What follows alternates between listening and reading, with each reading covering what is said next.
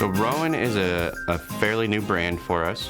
It was conceived out of Tom's desire to establish a legacy for him and his family that was founded from nothing. So the concept is, Tom and his family acquired Rodney Strong in 1989 and have stewarded it to its position today, which is amazing. However, the winery existed well before the Kleins bought it, and Tom wanted to do something starting from zero and building it into what we hope it becomes as one of the most iconic wineries in Sonoma County. The name Rowen came out of quite a bit of soul searching and research around the vineyard that we planted for the brand. The vineyard is called the Cooley Ranch, and it was an arduous process that took 17 years to get planted, get it approved, get it planted, and then make our first wines. The name means an unexpected windfall, and so we did all this research, all this hard work to make a wine which we knew would be spectacular. We just didn't know it would be as good as it was, and so it was an unexpected windfall of quality for us, and that's why we call it Rowen. Yes, it is. Yeah, so the property is called the Cooley Ranch. It is located in the northern portion of Sonoma County, northwestern section. It is 20,000 acres in size and owned by the Cooley family. Crawford Cooley and his family started acquiring this land in 1910, so about 113 years ago now, and over a number of years put together 10 contiguous ranches, which are now the 20,000 acres. When Crawford was getting up in age, when he approximately turned 80, he decided he wanted to protect the ranch forever. So he worked with Tom Klein and his family due to some familial relationships to put the property into what's called a conservation easement to protect it forever. In exchange for that, since it is still a working ranch, we needed to be able to develop an ag trust to fund the protection of the property. And so in order to fund that, we planted 200 acres of vineyard, which proceeds from that go into this ag trust. And now it will be majestic and pristine for pretty much forever. And in return, we also discovered potentially the last great vineyard site ever to be developed in Sonoma County. Correct. And that's kind of one of the reasons that I use the bold statement of the last great vineyard to be planted in Sonoma County, because what we accomplished, what Tom accomplished really, can't be replicated. The laws have now changed. The complexities of getting through the regulatory environment, which took us 17 years, today would take almost double that. And others have tried and have had to abandon their projects after investing millions of dollars and years of effort, because the reality of it is, due to regulatory shifts, what we did really can't be done again. And the joys of walking up there and seeing a bald eagle fly over your head, or see cougar tracks or foxes running across your path, porcupines. The property has the tributaries of Dry Creek that run through it. So you're walking and you're seeing turtles, and the wildlife and the majestic characters of this property are unmatched. I mean, the pictures that you can find on our websites are just breathtaking. And knowing that we're going to preserve that for pretty much forever is something that I'm very proud of. That's fun. And it's always better to see cougar tracks as opposed to an actual cougar, generally speaking. Correct, yes. Yeah, Luckily, I have not run into that. And so part of our development philosophy at this property and all of our properties is really to look at a holistic approach to how we plant. And so part of that is understanding the wildlife implications. And so we wrap each individual block with fencing versus the entire property with fencing. So there's always wildlife corridors, and we're never obtruding on their habitat because we feel we are guests in their environment, not the other way around. The main wine of the portfolio is called Rowen, and it's a red blend. And the label for that is a one-piece label that is a photograph of a picture that we commissioned from a fairly famous artist. And we had the artist come out and paint his representation of the Cooley Ranch.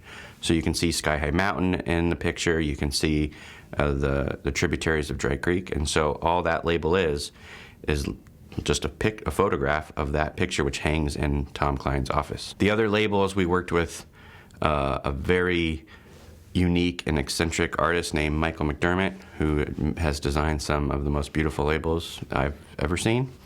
And he and I and our marketing team worked together to sort of try to figure out how each of these wines spoke to us. And then through his methods, he came up with a design for the other 4 labels. So the vineyard is planted to all 5 Bordeaux varietals, as well as a small block of Syrah interplanted with Viognier. And as of today, we also have a small block of Chardonnay planted at 1,776 feet. Wow. So what's the bottles behind me are all red wines at this point. There's a red blend, which is the Rowen, and then there are different representations of high elevation Cabernet or Bordeaux blends. That our goal is to tell you a story of the best of pure Cabernet from elevation, the best wine we can make regardless from elevation, and then 2 passion projects of mine, which for all intents and purposes are designed to create the experience of a holy shit wine.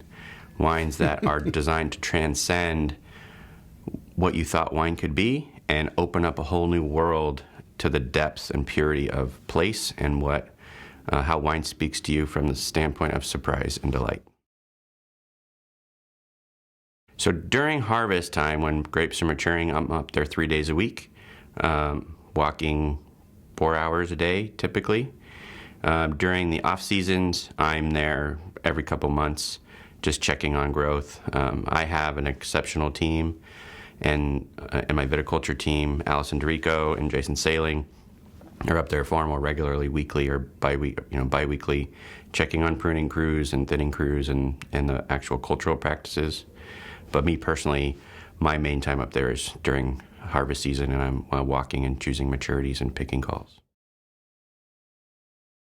Yeah, bricks is kind of a minor thing for me, especially with the Cooley Ranch. So some of the benefits of this property are the elevation. And when you grow at elevation, you're getting a whole bunch of really cool climate characteristics, right? So as you go up in elevation and you get above the fog line, which is like 800 feet above sea level, and then you get a little bit past that, you go through what's called a temperature inversion, meaning the daytime temperatures are a little cooler and the nighttime temperatures are a little warmer, which is the reverse of what you'd see in like Alexander Valley, where we get warm days and then we drop to very cool temperatures at night, and you see that big diurnal shift.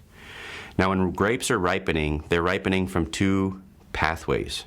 First pathway is the sugar ripening, the bricks ripening, and that's happening when it's sunny, and we're getting photosynthetic action going through the stomates, which is converting that carbon dioxide into carbohydrates in the form of sugar and other plant materials like leaves and roots and stuff like that. The other pathway, which is what I care about, is the phenological ripening. That's your tannin and your color and your mouthfeel and a lot of the flavor profiles. That happens via hormonal activity, which is temperature dependent. And so because we are cooler days and warmer nights, we are respiring from a phenological perspective 24 hours a day at this vineyard. Whereas a vineyard that gets quite cold at night, that temperature would shut down that hormonal activity at night. And so you're really only getting those characters when it's sunny also. And so to get fully phenological ripe grapes, you're typically also getting very sugar ripe grapes. At the Cooley Ranch, because of the elevation and that temperature inversion specifically, we are able to develop those phenological characteristics without the sugar concentration. And so I almost never worry about getting super high bricks level on this particular vineyard site in order to get the real maturity that I'm looking for. And I'm looking for that by walking the vineyards. I'm looking at the leaves. You can see at a certain point when the canes lignify, they turn brown. That's telling you that potassium is going to start moving its way into the berry. That's going to change your acidity, make your wines a little more voluptuous. You can see that by leaves starting to get lighter green and then eventually turning yellow. We're looking at color availability of the skins on our hands, so we pull a berry out and we just rub it together, and if it turns purple, that means the berry is ready to release that color and release all that flavor that comes with it. If it's hard and firm and it just juices in your hand, it's not ready. We're looking at seed color. We're looking at how it tastes. Is it harsh? Is it melted tannins? And that's what we want. And so all those picking calls are dictated by flavor profile and what we see in the vineyard, not about Brix at all. I mean, Brix is a minor number in the grand scheme of what we're looking for. Because if it's overripe from a high sugar, we can fix that in the winery. Mm-hmm. So it's not something I'm concerned with. So it's RowenWineCompany.com. You can get all the wines there. Some of them are kind of hard, so you act fast. A couple of the wines we make less than 900 bottles of. So they're meant to be special. They're meant to surprise and delight and create that holy shit experience. And we encourage everybody to go to the website. You can learn more about the brand, see these beautiful photos of the sites, and pick up the wines.